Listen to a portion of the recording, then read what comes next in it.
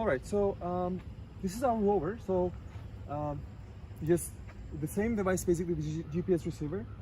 We just placed it with the antenna. So for this one, we are going to first set up the base station. It's the same procedure as in the previous lab. So I will just go to the equipment and I will set the GPS base station. So these settings are the same as last week.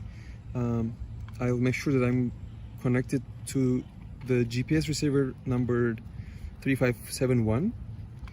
Just want to make sure that we are connected.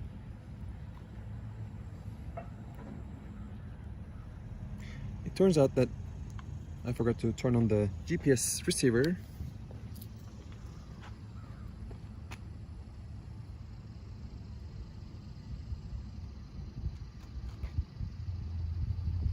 You just make sure that your base station, the rover at the base station is leveled as well. I just did it and it was level. So I will try to connect by Bluetooth again with this number. It hasn't changed.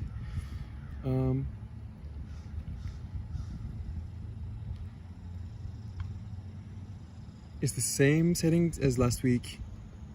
It's the CGN3700. It's the vertical antenna height, and it's 2 meters or 6.5617 feet.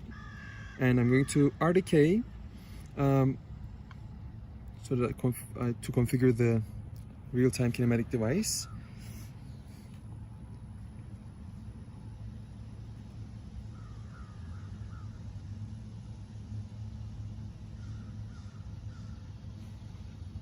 All right, so for this one, I'm going to make it low. For the base station, this will ensure that other devices that may be around cannot intervene with my communication between rover and base station. So I will still set up the rover as high sensitive.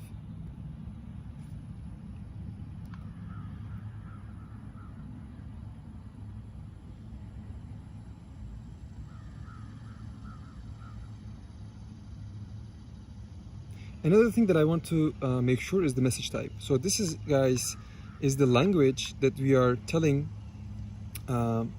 rover and the base station to speak in.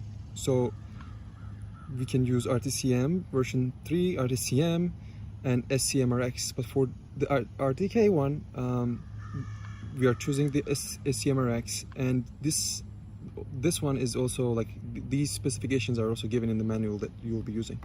So I'm good to go right now. So I'm just hitting the check. I will again read from GPS for 15 times this time.